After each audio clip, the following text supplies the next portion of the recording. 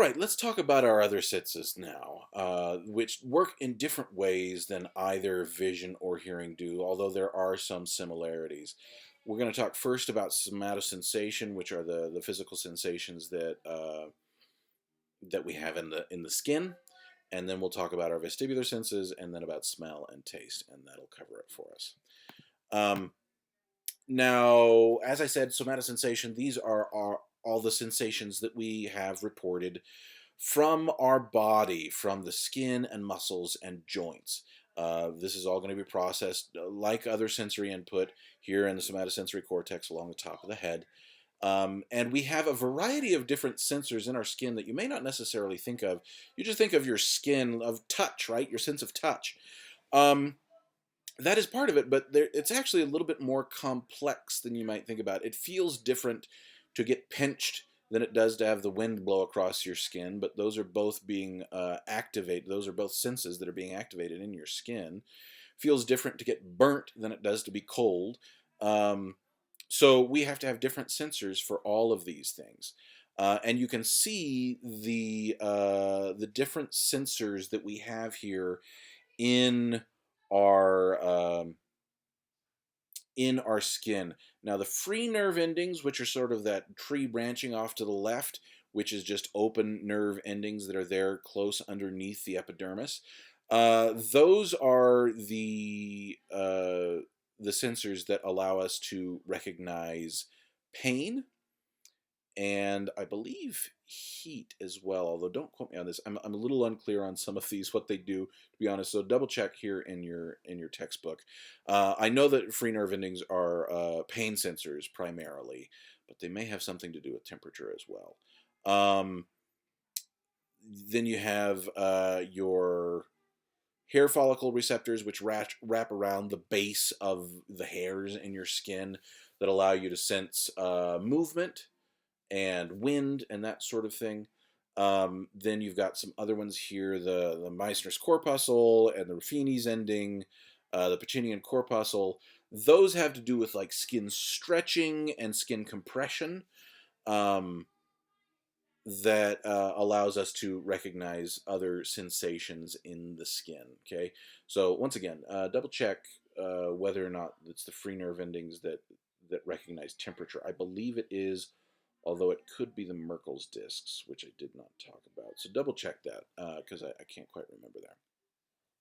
Now, interestingly, when we're talking about pain, which is one of the primary things that we care about when it comes to our body sense, um, there is a theory about uh, how that message gets sent and how we manage it, called the gate theory of pain. Um, have you ever noticed that when you hurt a part of your body, the first response almost always is to grab at it and like rub it?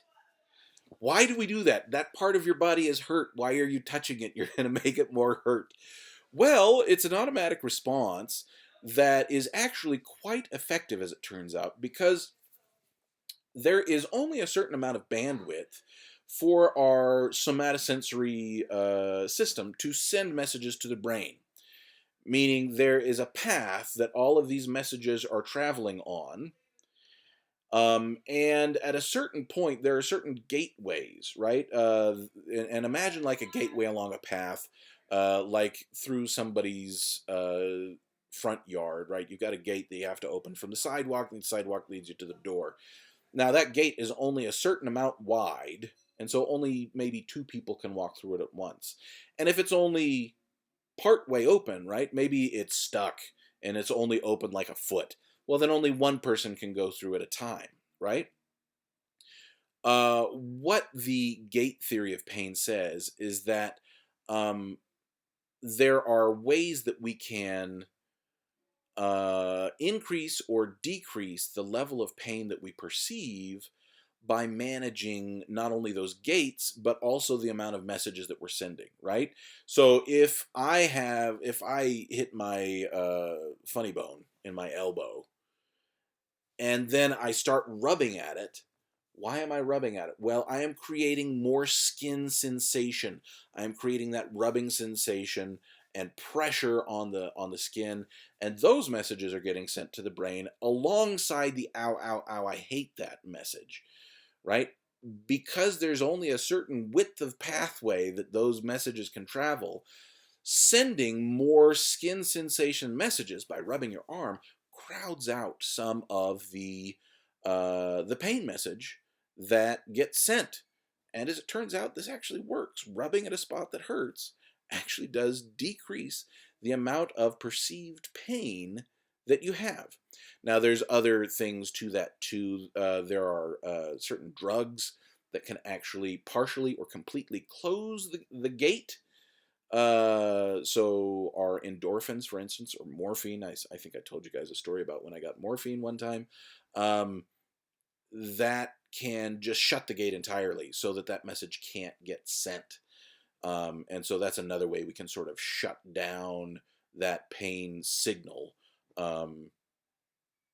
Or the pain gate can open wider if you've got, for instance, say chronic levels of high stress. That can actually open the pain gate wider and make you more sensitive to pain. So this is a variable thing that can change from time to time. Okay, endorphins. As I mentioned, I believe I talked about this when we were talking about agonist versus antagonist neurotransmitters back when we were in the last chapter when we were talking about neurochemical transmission. Um, our endorphins and morphine, by the same token, work as antagonists, meaning they send a stop signal. So if you've got endorphins being released on a nerve, I'm sorry, not on a nerve ending, but on a axon terminal or on the adjacent dendrite to say stop, don't send this message anymore, then that shuts down the pain signal. And that's essentially what's happening if you get a dose of morphine because you're hurt super bad, or if you've been running for a long time and you get a runner's high, that's natural endorphins moving through the body, simply saying shut down that pain signal so that we can figure out what's going on and make it stop, right? And that's how that works. Okay, so that's our skin senses, the nerve endings in our skin itself that allow us to recognize the different things that are going on around us. You also have some other senses that you may not necessarily think of as senses, right? We normally talk about the five senses. Sorry, you only saw four of my fingers there. Five senses.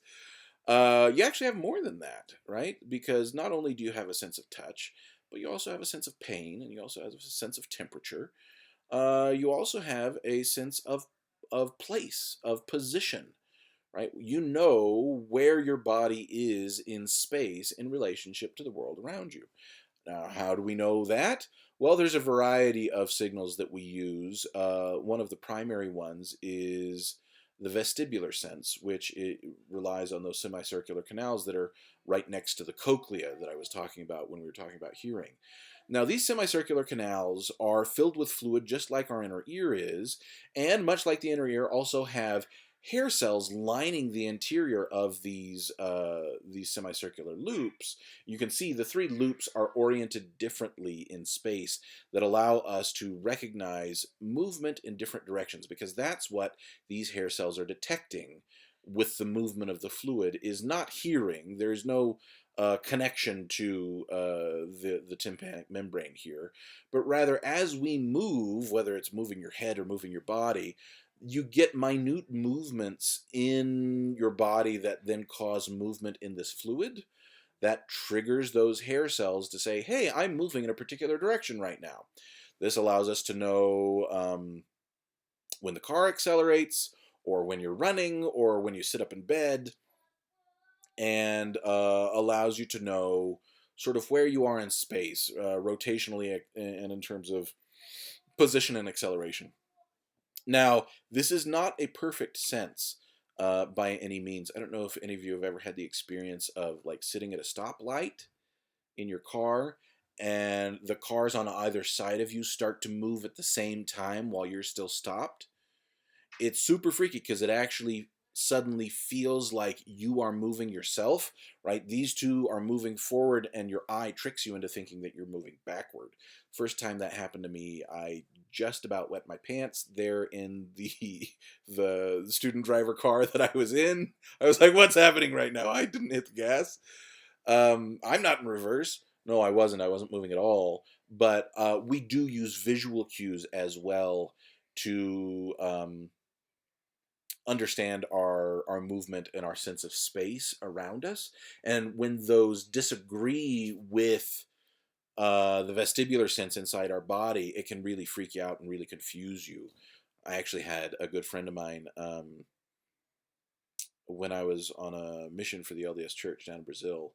Um, when I was much younger, um, the area that we were in, the the taxis that they used in that place were old VW buses, and they would just jam as many people in these VW buses as they could and then go.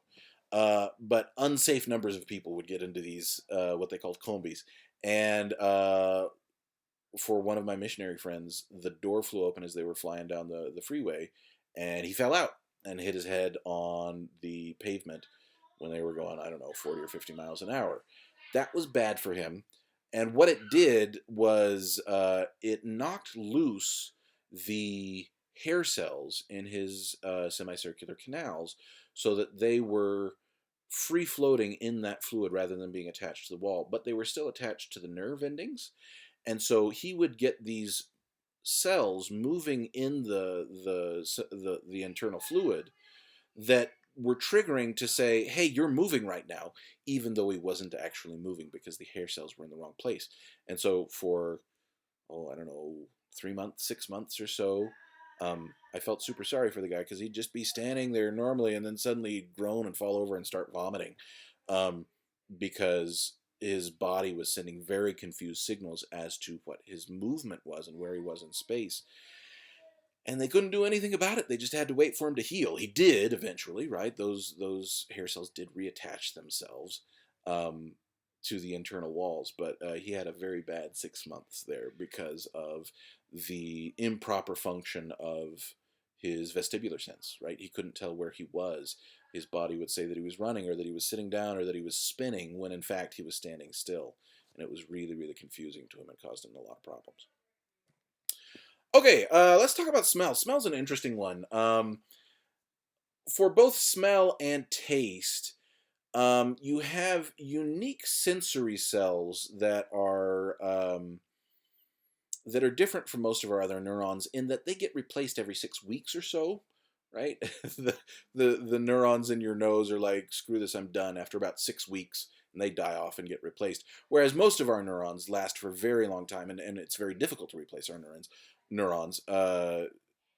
in the olfactory system and in the taste system. These neurons actually get replaced quite regularly.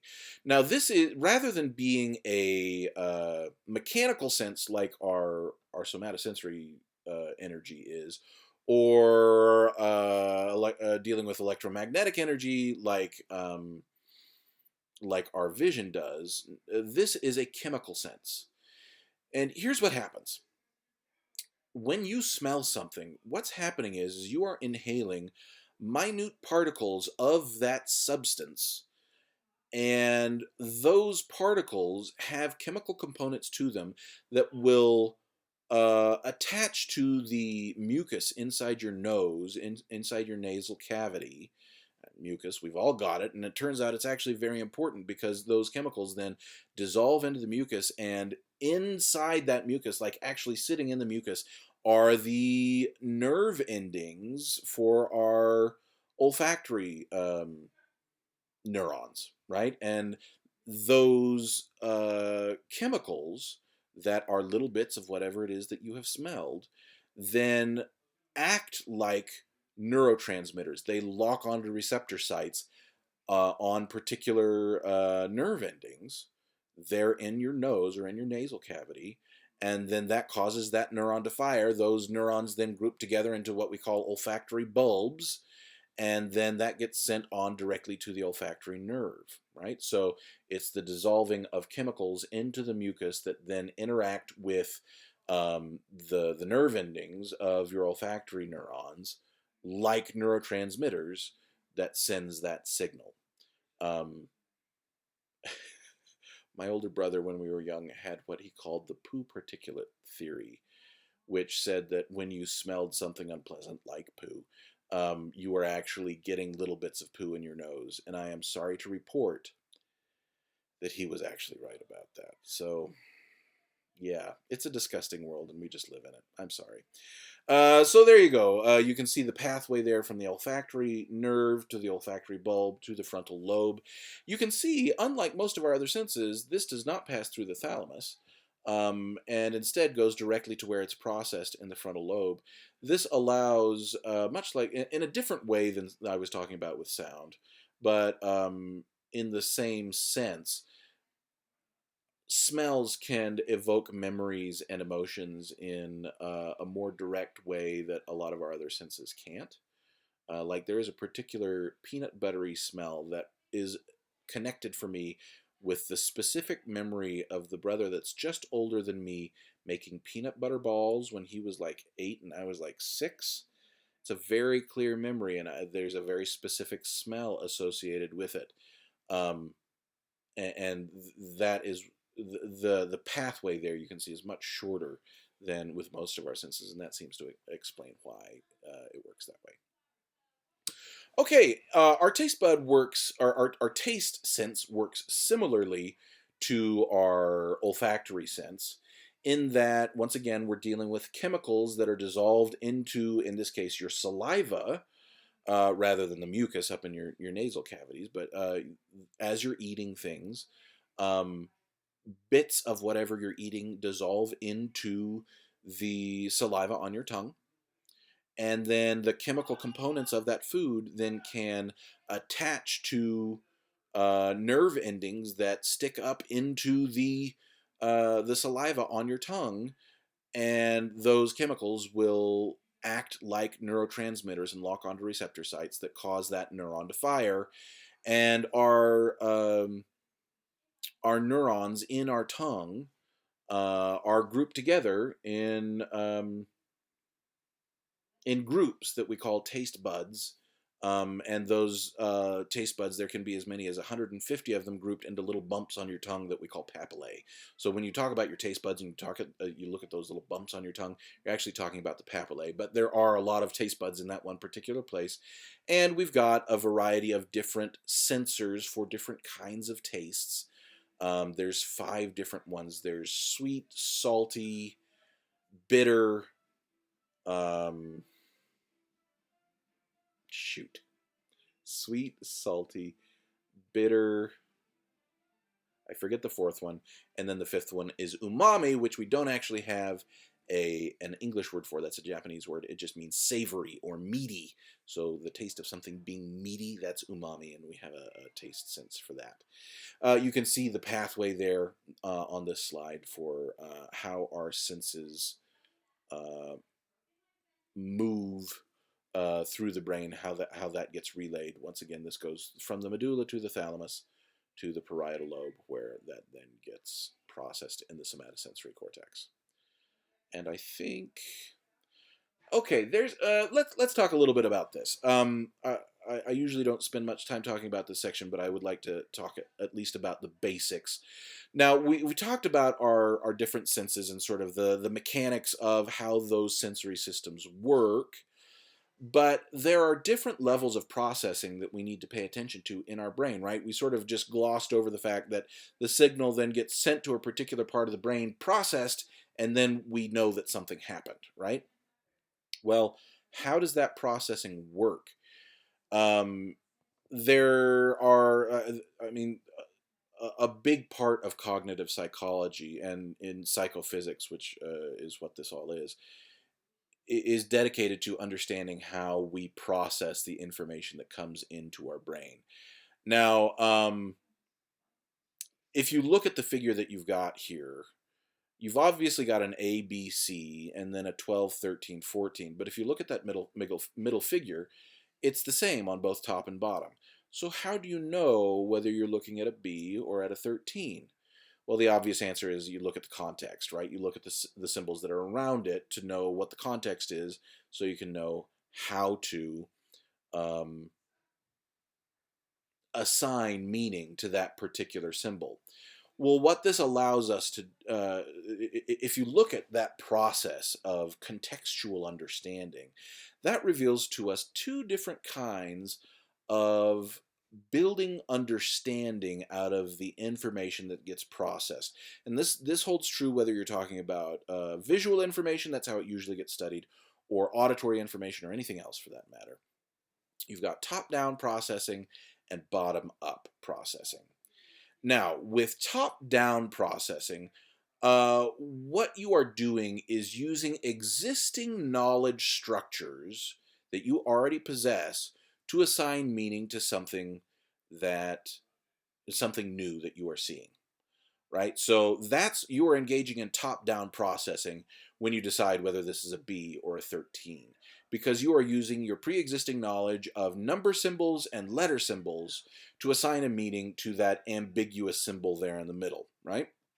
This is top down because you are going from the system down to the specific, right?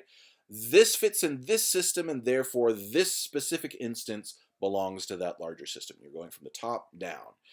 There is another kind of processing that we can engage in called bottom-up processing, where you build an understanding of some new phenomenon or new stimulus based on the characteristics of that stimulus.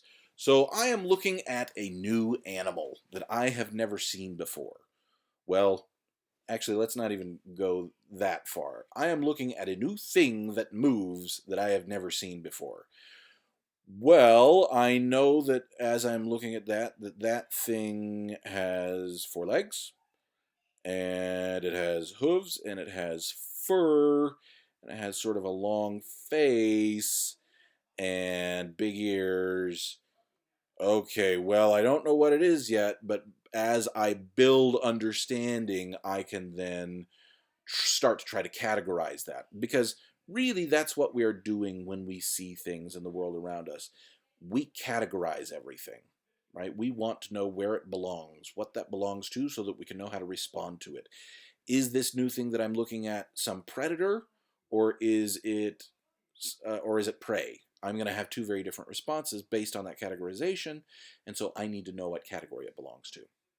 So if it's totally unfamiliar, I can go from the bottom up and go look at the features one by one and try to assign it to some category. So based on the features that I gave you, that sounds like a deer, or maybe a dog or something. I don't know. I didn't give you very many characteristics there. But either way, it's likely to give me enough information that I can at least use a rough categorization to put it into something that I know. But I am functioning from the bottom up, because rather than making my first reference to some pre-existing knowledge system like letters or numbers, instead I'm looking at specific characteristics of the individual, of the phenomenon itself, and trying to build an understanding of it. That's bottom up processing, as opposed to top down processing, where you depend on the system to tell you what the thing is, right? Okay. Now there is an old movement in psychology that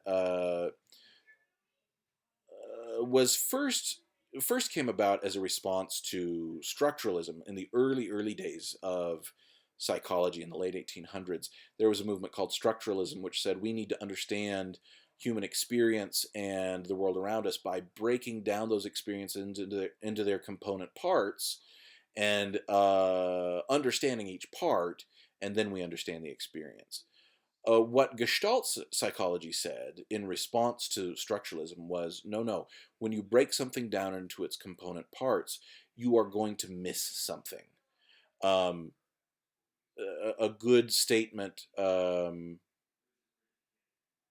that sort of sums up the ideals of Gestalt psychology is that the whole is more than the sum of its parts, right? So there's something about things altogether that can only be understood altogether, not by breaking the thing into pieces and trying to look at the pieces. Now, that is an old and well-established movement within psychology. Those principles of Gestalt psychology have, over the last 30, 40 years, been repurposed in the understanding of brain processing and visual processing specifically when it comes to understanding how we process visual images and understand the world around us. So look at this figure, and you can see a variety of different images in the figure if you look closely enough. But what do you see first? If you're anything like me, you probably see the face first, and then you look a little bit closer and realize that each of the individual features are made up of different things. So then you look a little closer and you see the tree, and you see the two men in funny hats that make up the eyes, and you see the horse that's right outside the ear, and et cetera, et cetera. These principles that are derived from Gestalt psychology help us understand how we organize visual stimuli to make sense out of patterns. So there's a variety of different principles, Gestalt principles, that we're going to talk about here. The first is figure versus ground. When we look at something, we try to figure out what's the important part of what we're looking at. And we focus in on that and make it the figure that we're looking at, and then everything else becomes either the background or the foreground, right? But the background and the foreground we pay less attention to than the figure itself. So when you're looking at this image, you have to decide, is the black part of this image the figure, or is it the background? If you treat it as the background, then you're looking at a vase, right? If you treat it as the figure, then you're looking at the silhouette of two people looking at each other, right? And then once you see those two faces, it becomes sort of hard to focus on the specifics of the vase, because you are now looking at at those silhouettes, the noses and the lips and the eyebrows, and because you're focused on that, it becomes much harder to see the specifics of the white part of the image, which your brain then treats as the background or the foreground, right? So we divide images into the important part and the unimportant part, and it's harder to see the specifics in the unimportant part. That is one of the ways that we organize our visual images. We are also predisposed to group things together, categorize things, once again. And we do this on the principles of similarity. Now, on the left-hand side of this image that you're looking at, these dots are all evenly spaced. You could just as easily call them rows as columns on this first upper left-hand image. But because they are colored similarly, we want to group the yellows together and the blues together. And so we see columns.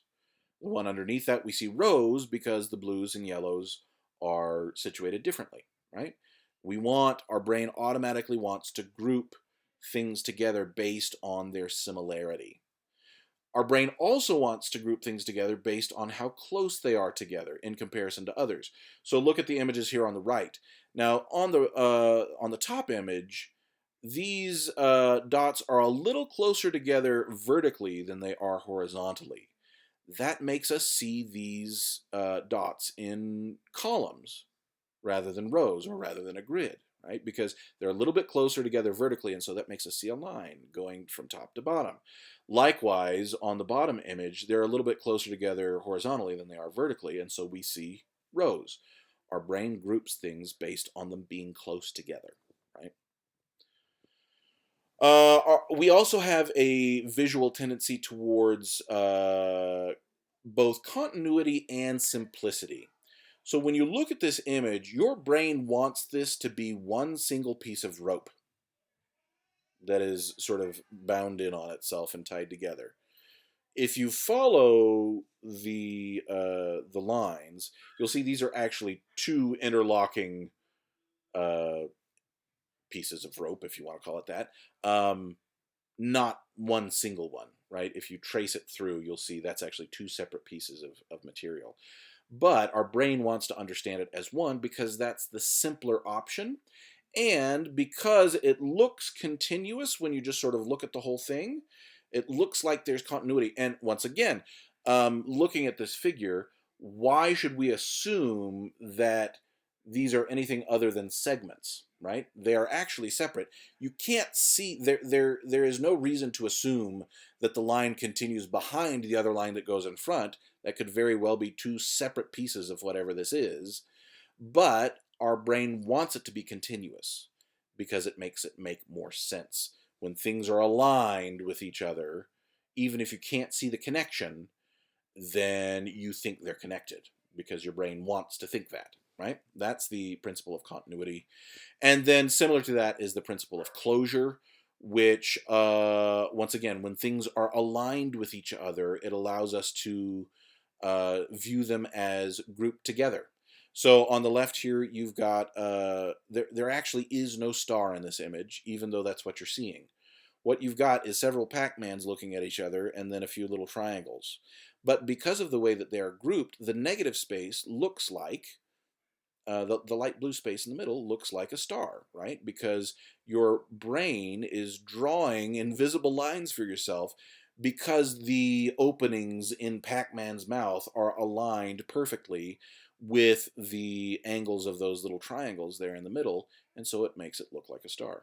Likewise, you can recognize this figure as a panda, even though um, it's not, right? There is no continuity on the top half of this image, but your brain just fills in the gaps. It's enough information that makes sense in a particular way, and so you just close in the gaps. And that's a principle that holds not just in visual processing, but across the span of human experience. Your brain fills in the gaps for you. We do it with decision making, we do it with visual processing, we do it with auditory processing. Your brain is trying to make sense out of things all of the time. And that helps us understand a chaotic world far better than we would be able to otherwise. It can occasionally also cause problems because then we leap to decisions based on incomplete information because everything's pointed in the same direction, and you can sometimes come to the wrong conclusions that way. Okay, there's an additional section here, and I think it's in your textbook as well, talking about visual illusions. If you would like to go over that yourself, I'm not going to waste time on it. But they are sort of interesting if you want to take a look at them. But I feel like that's enough information as far as understanding our sensory systems and our perception of the world around us. So that's it for this chapter. Thanks very much for hanging out with me, and I will talk to you again next week. Take care, everybody.